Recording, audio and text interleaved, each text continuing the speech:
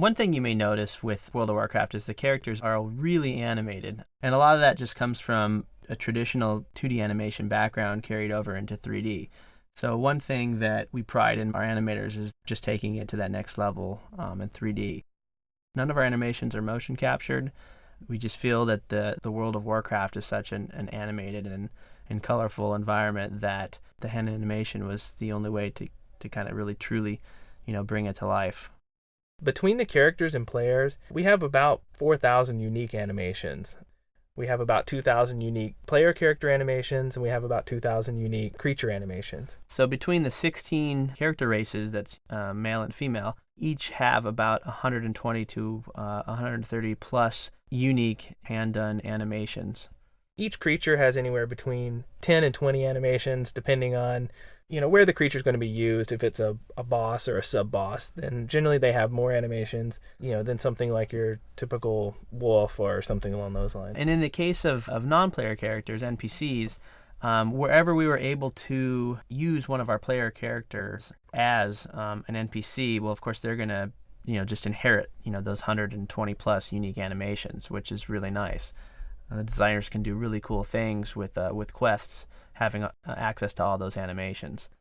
We also tried to inject some of the Warcraft humor. Warcraft 3, Warcraft 2, these games have a lot of humorous elements in them, and we wanted to make sure that we captured some of that in the World of Warcraft.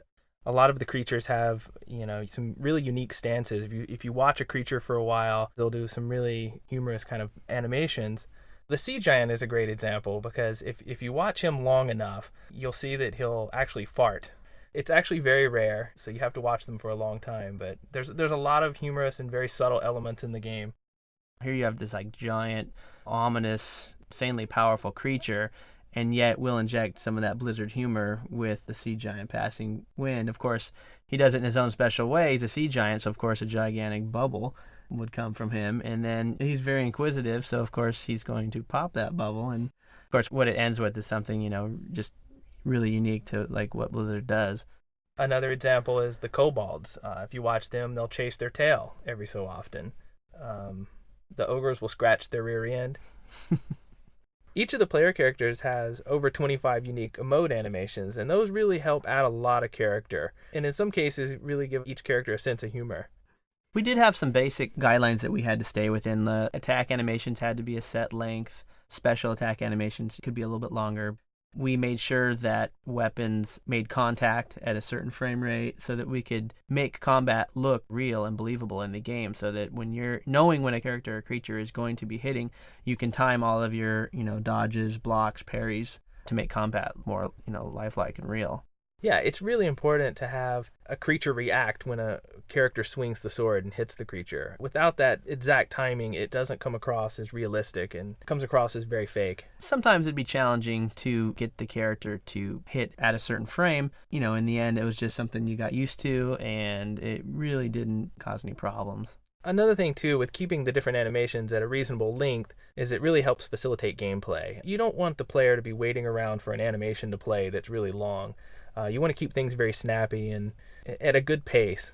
When we first started a creature or a character, a lot of times the first thing we would do is try to come up with their neutral stand pose. This is the pose that they're standing in most of the time, and it really conveys a lot of the character. So getting that down first can save a lot of time for animation later on. Yeah, because sometimes we would take a creature or character just a little bit too far, a little out of the scope of what design, had in mind. And so, to save time, we would just get them into certain poses and kind of show those, and then get one of those approved, and then we'd know at that point, what direction to take the character or the creature in.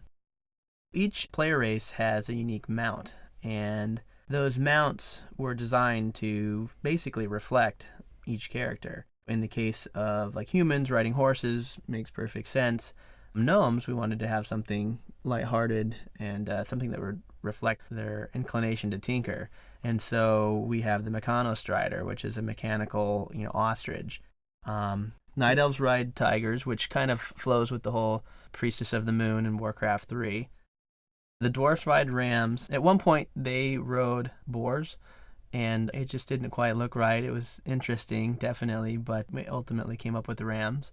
So not only did we have unique mounts per race, but we also have some extremely unique mounts per class. In the case of the paladin and the war horses, and the warlocks can summon a nightmare. So the nightmare is a little bit different than the typical undead horse that the undead ride, in that it essentially is more of an ethereal, dark stallion with blazing hooves and blazing eyes, in which case we were able to incorporate some of our spell effects into the models to create that unique look. We had a lot of fun animating the unique individual mounts for each character. Some of the creatures were particularly challenging, especially the elemental type creatures, whether it be wind, fire, water elemental. These are not very solid. They're made up of different elements that are very difficult to convey in a video game. Using polygons, it's very difficult to create an ethereal kind of look. In the case of say, a water elemental, if you were to kill it, essentially it just dissipates into nothing. And of course that posed some technical issues with how are we supposed to loot nothing after we've killed it. And so we would go in and say, okay, well, we need something like bracers or something solid. And so of course we would drop bracers. As the creature is fading away, we drop some piece of armor so that a character could see something on the ground and it would sense, okay, I can loot this. There's multiple boss creatures in the world of Warcraft, and they're treated a little bit different than the standard creature.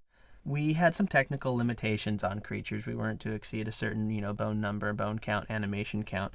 Those restrictions were pretty much removed with boss creatures, since a lot of the times you're going to be encountering them by themselves and not in a group. A lot of times we're able to use more bones, more animations. You're going to see definitely a level of intensity, higher than the standard creature. You're going to see we definitely spent more time on the boss creatures just because we really wanted them to have a huge impact in the game.